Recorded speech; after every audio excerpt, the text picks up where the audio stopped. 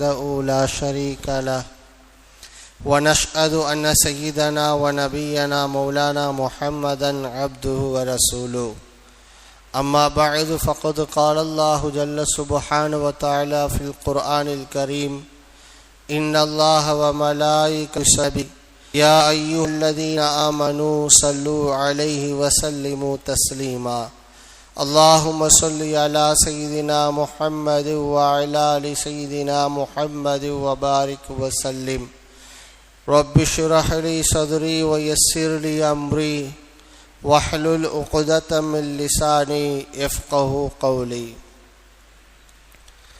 கண்ணியத்திற்குரிய அல்லாஹ்வின் நல்லடியார்களே, அல்லாஹ்வின் மாபெரும் அருளினால் புனிதம் நிறைந்த பல்வேறு அருட்கொடைகளை சுமந்திருக்கக்கூடிய ரமலான் மாதத்தை இன்னமும் ஒரு 5 தினங்களில் அடையவிருக்கக்கூடிய சூழ்நிலையில் நாம் எல்லாம் இங்கு ஒன்று கூடியிருக்கிறோம். எல்லாமல்ல அல்லாஹு ஜல்ல சுப்ஹானஹு வ தஆலா ரமலானின் 30 நோன்புகளையும் அடைந்து ஆரோக்கியமான முறையில் இருந்து நோன்பு நோற்று அவனை வணங்குவதற்கு தௌஃபீக் செய்தருள் புரிவானாக.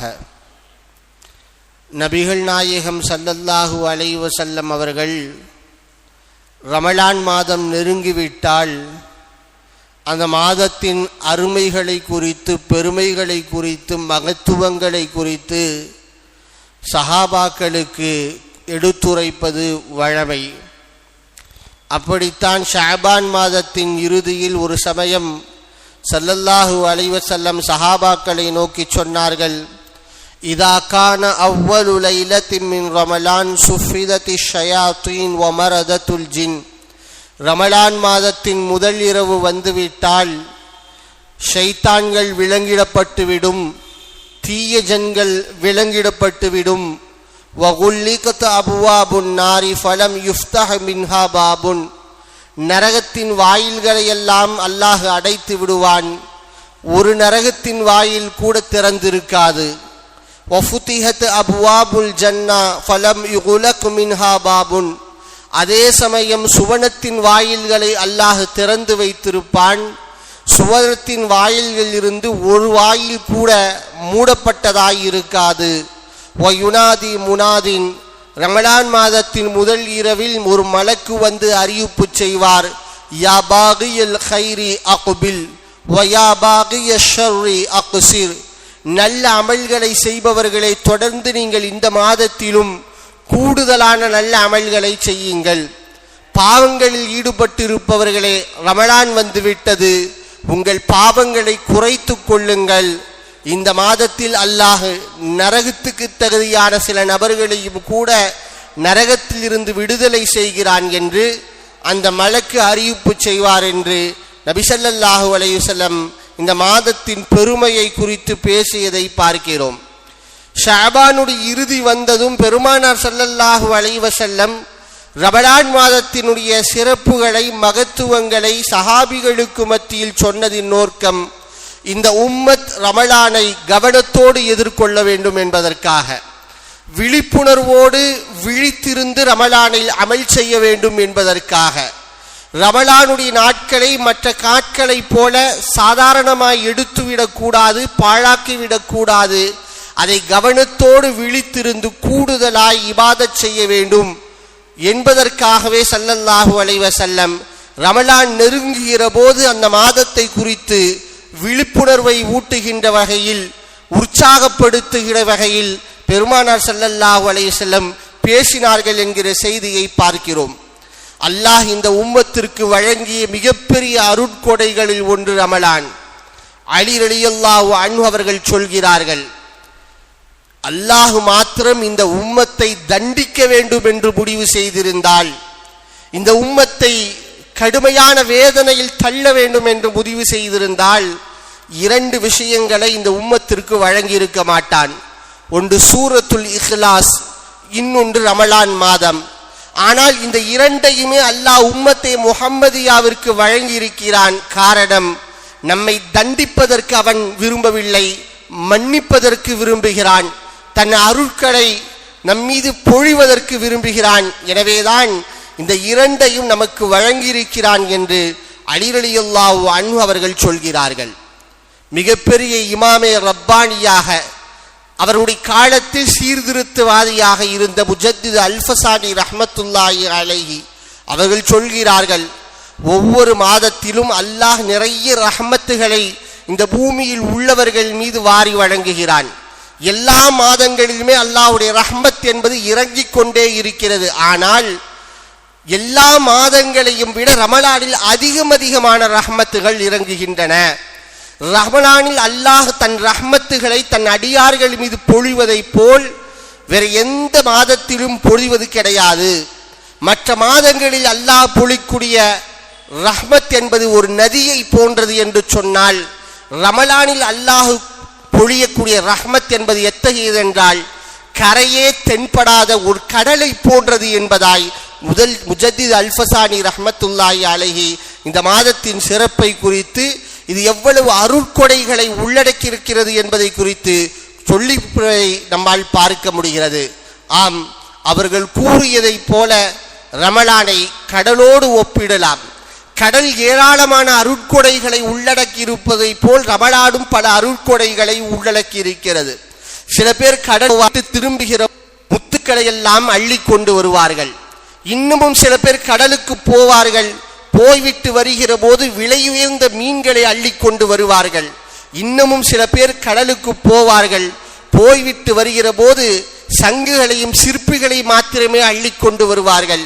இன்னமும் சில நபர்கள் கடற்கரைக்கு போவார்கள், ஆனால் அந்த கடலின் அலையில் காட்களை கூட நினைத்திருக்க மாட்டார்கள். அதுபோல்தான் ரமலானை பல அடியார்கள் சந்திக்கிறார்கள்.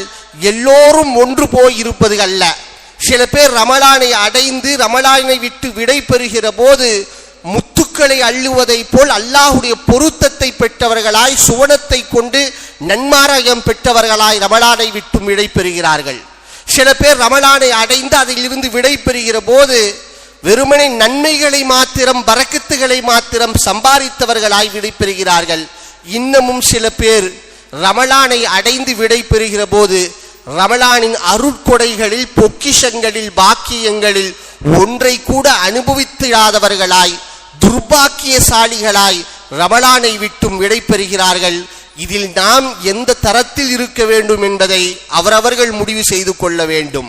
முத்துக்களை அள்ள போகிறோமா, விலையுயர்ந்த மீன்களை அள்ள போகிறோமா, அல்லது கடலுக்கு சென்று காலை கூட நினைத்திடாதபடி போய்விடுவார்களே அந்த கேட்டகரியில் தரத்திலே இருக்க போகிறோமா என்று முடிவு செய்து கொள்ள வேண்டும். ரமலான் பாக்கியம் நிறைந்த மாதம். அந்த மாதத்தில் நம்மால் முடிந்த அமல்களை செய்து அல்லாஹ்வுடைய அருட்கொடைகளை பெற்றுக்கொள்ள முயற்சிகளை முன்னெடுக்க வேண்டும். நிறைய அமல்களை செய்யலாம்.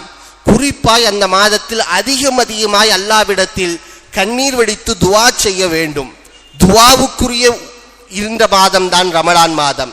அந்த மாதத்தில் கேட்கப்படக்கூடிய பிரார்த்தனைகள் அங்கீகரிக்கப்படுகின்றன என்று நபி ஸல்லல்லாஹு அலைஹி வஸல்லம் சொல்லி இருக்கிறார்கள்.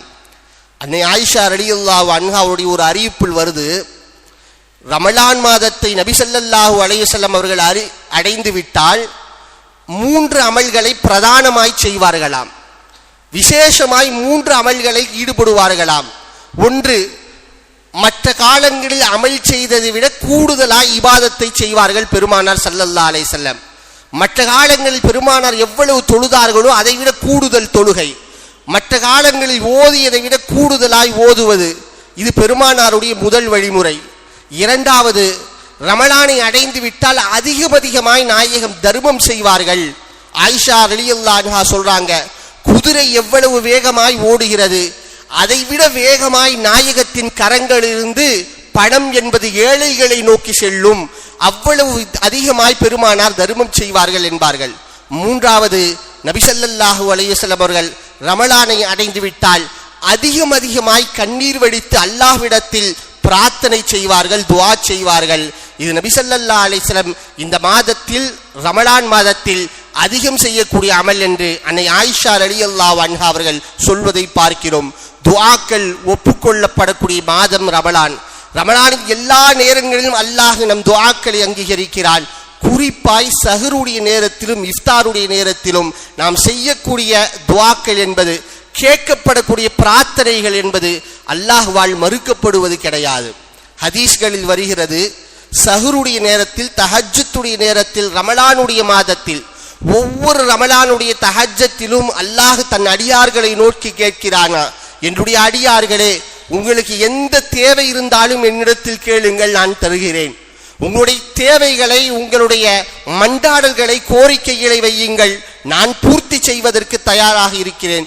உங்கள் பாவங்கள் மன்னிக்கப்பட வேண்டுமா, கேளுங்கள், மன்னிப்பதற்கு தயாராக இருக்கிறேன் என்று ஒவ்வொரு ரமலான் மாதத்தின் ஒவ்வொரு சஹரிலேயும் ஒவ்வொரு தஹஜ்ஜுடைய நேரத்திலேயும் அல்லாஹ் கேட்டுக்கொண்டே இருக்கிறான் என்றால் அந்த நேரத்தில் எவ்வளவு தூரம் துஆக்களில் நாம் ஈடுபட வேண்டும் என்பதை கவனத்தில் கொண்டாக வேண்டும்.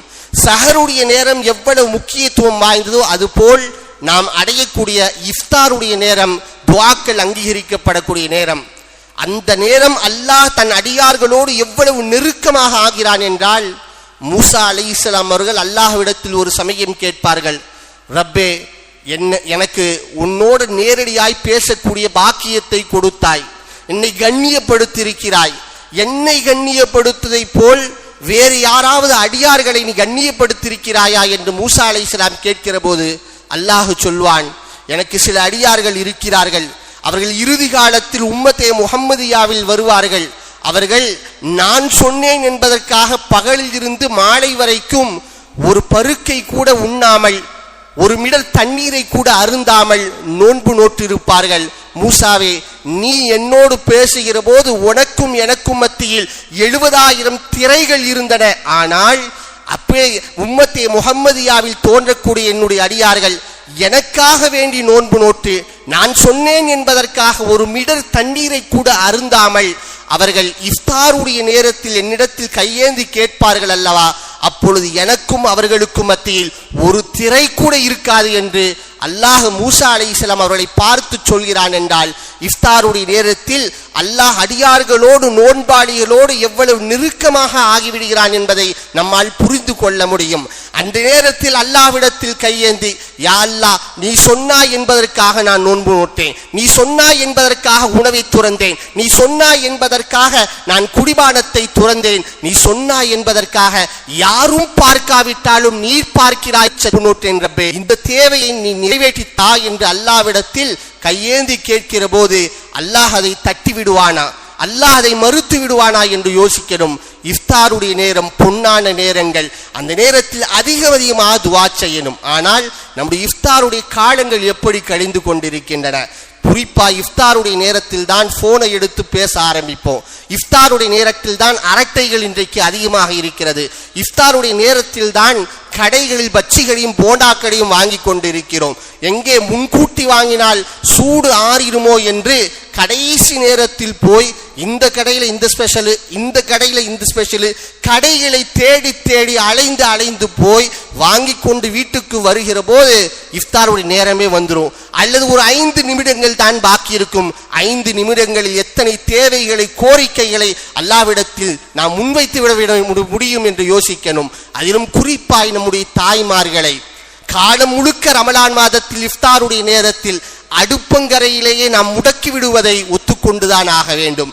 தாய்மார்களுடைய பிரார்த்தனைக்கு அல்லாஹ் மிகப்பெரிய சக்தியை வைத்திருக்கிறான். ஆனால் முன்கூட்டியே பலகாரங்களை தயார் செய்து விட்டால் சூடு ஆறிரும், சூடா சாப்பிட்டாதான் நல்லா இருக்கும் என்பதற்காகவே கரெக்டா இஃப்தாருடைய நேரத்திற்கு ஒரு 15 நிமிடங்கள் 20 நிமிடங்களுக்கு முன்பாய் அடுப்பங்கரைக்கு போய் அவர்கள் பலகாரங்களை தயார் செய்கிற போது துஆக்குரிய நேரம் என்பது சமையல் கட்டிலேயே முடங்கி விடுவதை பார்க்கிறோம். கண்ணியத்திற்குரியவர்களே, இஃப்தாரினுடைய நேரத்தில் நாம் துஆ செய்ய வேண்டும். நம் மனைவியை அமரச் செய்ய துஆ செய்ய சொல்ல வேண்டும். நம் பிள்ளைகளை அமரச் செய்ய வேண்டும். நம் பெற்றோர்களை, முதியோர்களை அமரச் செய்ய வேண்டும். நாம் துஆக்கள் செய்ய அவர்களை ஆமீன் சொல்ல பழக்க வேண்டும்.